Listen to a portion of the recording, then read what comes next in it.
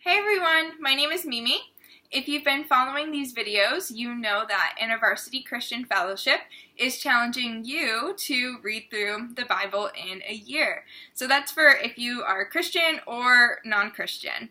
And if you're willing to take up this challenge and you've never read through the Bible before, I guarantee that you're in for some surprises. It's a very strange book.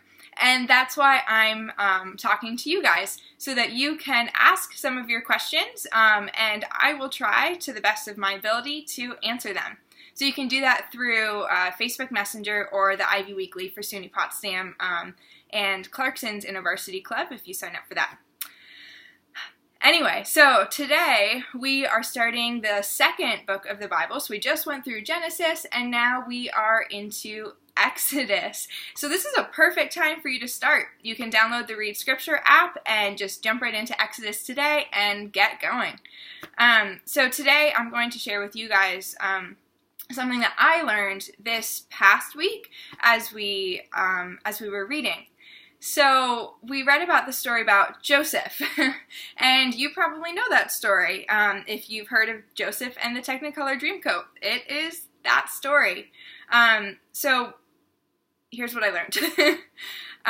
As we were reading, Joseph had started having these dreams that he was going to be a ruler, and his 11 other brothers were going to bow down to him.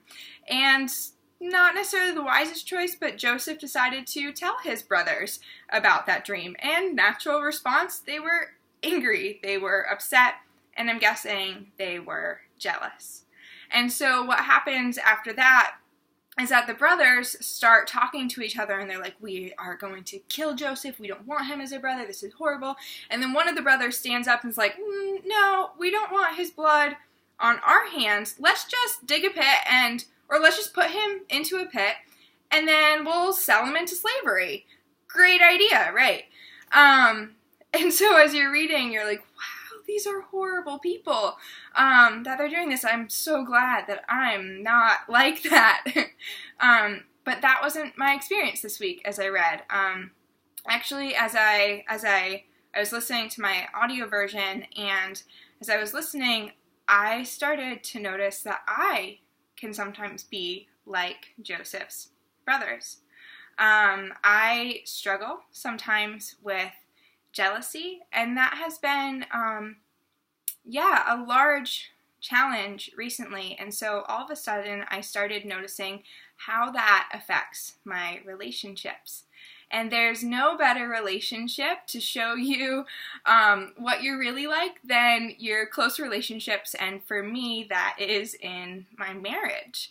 And so as I was reading this, I started noticing that I can sometimes get jealous of my husband. He is wise, he's talented, and he also has this uncanny ability to do a lot of things. I sometimes struggle with insomnia, and I can't do as much as I want to do on a given day. My husband is able to read super fast, and so he reads in the morning and gets done with like a book a week or something like that. And for me, reading is fun, but it's work, and I get distracted. And so I can sometimes get caught up in this jealousy for how much I feel like he's able to accomplish. And what's more than that is I realized as I was listening to the story that I've been acting on that jealousy in ways that I wasn't aware of before. But to be honest, I was doing these little subtle maneuvers to try to create more time for myself to accomplish things, and admittedly less time for my husband to be able to do things. So what that looked like is, asking Cullen to do the dishes when really I could have been doing that in order to take away time from his ability to read so that I could read and I could catch up. Or when he goes to the gym, being really upset about that, and instead of staying home and helping out around the house like he's helped out, to then be like, well, I should be able to go to the gym again too. And so I was playing this kind of catch-up game. And as I was trying to catch up to what he was able to do, I was manipulating him in ways that do exactly what Joseph's brothers did, which is enslave my husband. And it sounds, I don't know what it sounds like to you, but I was really struck, I guess, by this story in the Bible and how what Joseph's brothers did, it looks horrible, and it is, but it's very true to human nature, at least my human nature. And so I identified with their action of putting their brother into slavery because they were angry and because they were jealous, and noticed that I was doing the same thing too. I am no better than Joseph's brothers. So that sounds horrible, and it is, but I'm really thankful that this story illuminated that in me. And I am going to be honest, like, I've tried to stop being jealous, and I try those techniques. Well, I am able to do this, and I'm able to do this, and I'm able to do this. I have my own unique gift set. But it doesn't work because when a sleepless night comes, or when a day that I'm sick comes, and I see people around me functioning better than I am currently, realistically, then the jealousy just floods back. And that's because I'm focusing on what I'm able to accomplish and what I'm able to do.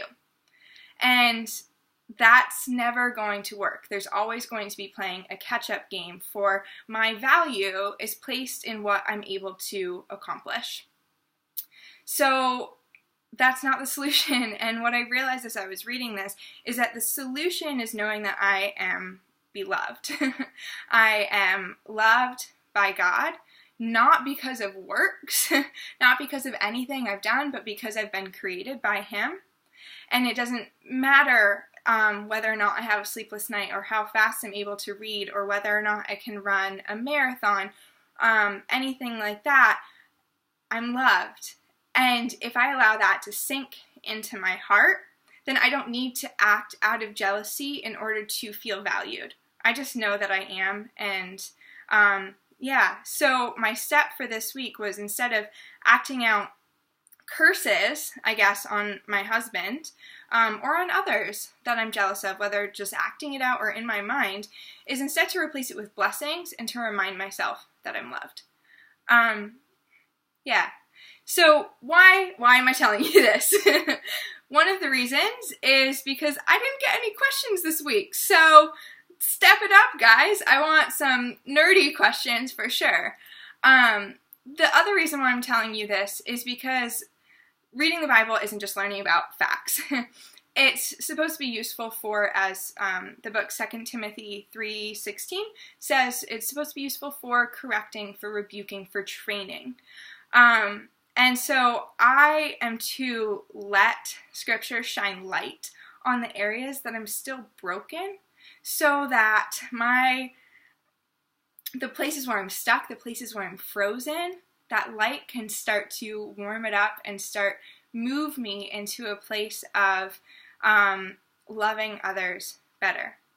So yeah, that's it, is exposing my brokenness to you guys, and I hope you receive it well. And I hope as you read that you just look inward too, and see where places that you can begin to love others better as well.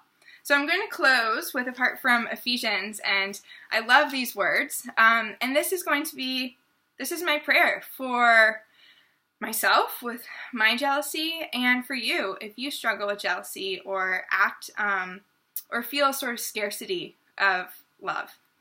Here goes. Paul says, I pray that God may grant you to be strengthened with power through His Spirit in your inner being, so that Christ may dwell in your hearts through faith, that you, being rooted and grounded in love, may have strength to comprehend with all the saints what is the breadth and the length and the height and the depth, and to know the love of Christ that surpasses knowledge, that you may be filled with all the fullness of God. So I pray that you would come to know that you're beloved and that would be transformative for you.